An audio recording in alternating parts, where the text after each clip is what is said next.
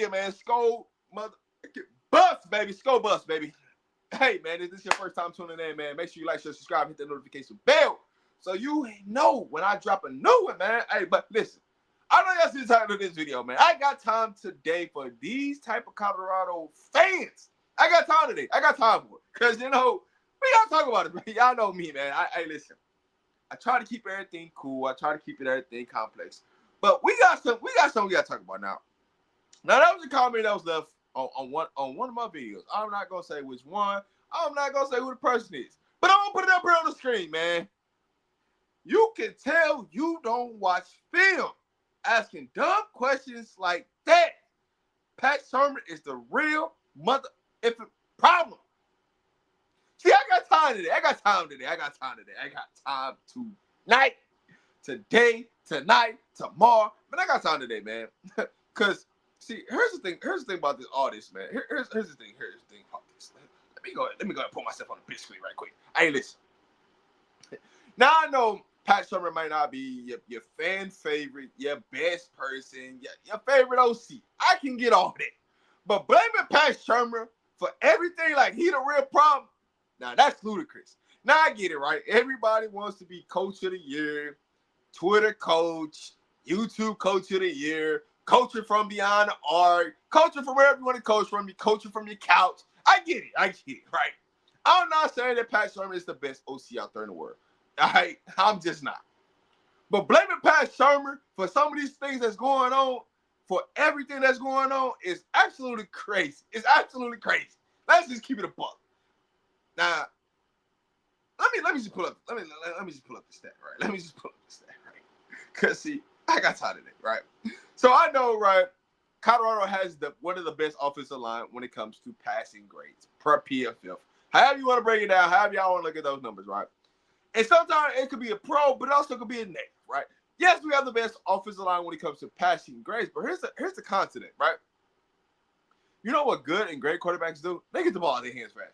They don't even have as much time to throw the ball because they already have the ball in their hands. They make good decisions with the football, right? So not only do we have a good offensive line when it comes to passing, but we don't have the best decision making when it comes to quarterback play, right? But you gonna blame it on Pat Shermer, right? You gonna blame it on Pat Shermer, right? For inconsistency of not being able to layer the ball, not the inconsistency not to execute to hit wide open receivers that's drawing up, the inconsistency to not check the ball down, the inconsistency of not to check. Hey man, we got 9 men in the box. Hey man, I should check to something else.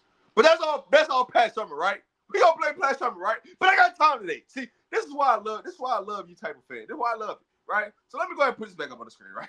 Because they said you don't watch film based on the question that you asked. Hey, listen, man. The question I asked was it time to start Juju? I asked some real questions. Some real questions. Now, for me personally, I'm going to say this, right? I've always been on Juju's side. I didn't think that we need to bring in a quarterback, but I understood why we bring in a quarterback, right? It's just a bridge gap to we didn't have to put the pressure on a 17-year-old kid coming out of high school who still should be in high school right now. I get all that.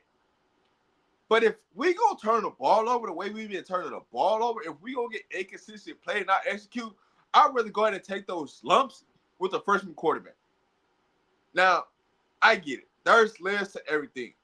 When you talk about freshmen and what they have to encounter when it comes to football and sports in general coming at the collegiate level.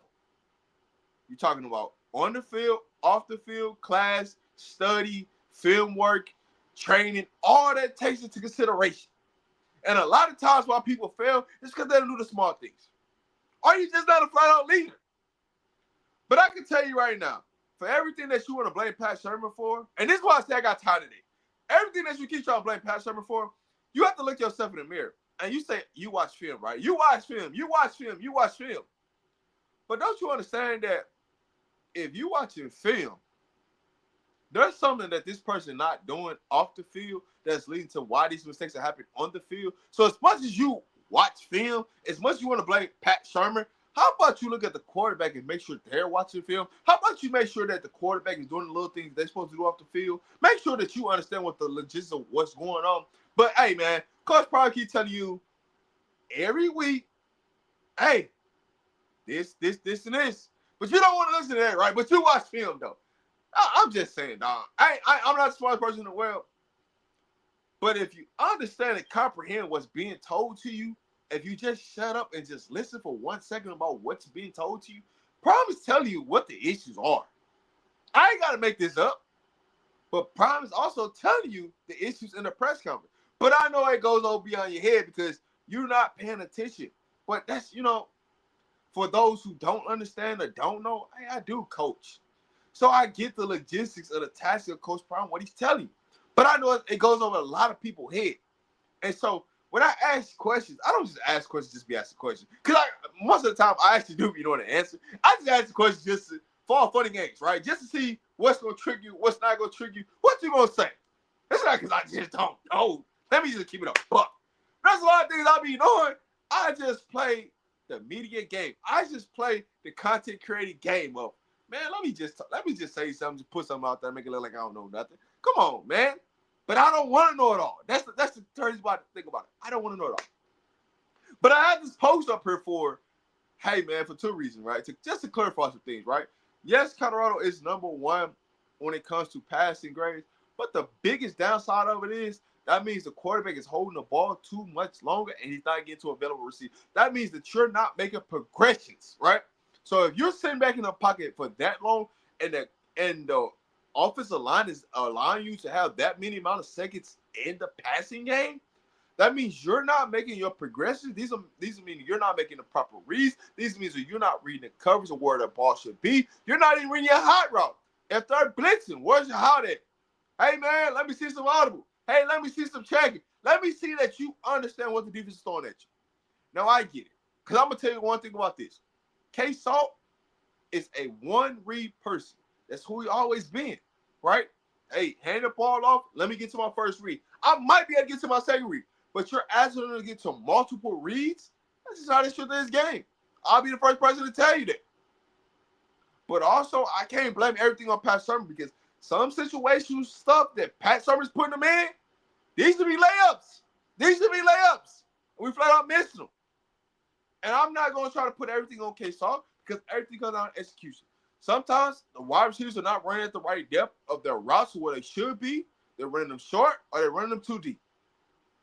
Sometimes it's execution from the quarterback, not being able to clear or pass over, not being able to hit the wide open person. And also, wide receivers dropping the passes. How many drop passes do we have in crucial spots?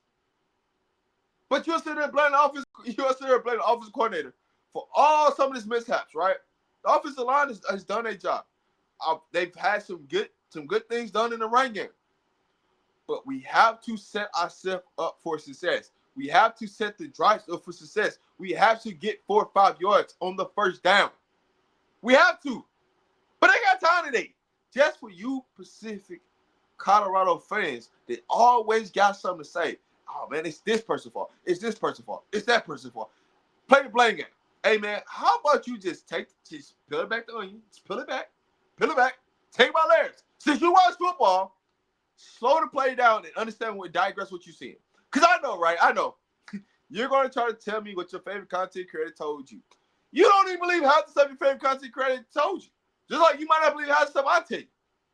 You're going to challenge it, and then you're going to go take it somewhere else and try to challenge the next content creator for something that you just heard from somebody that you already didn't believe.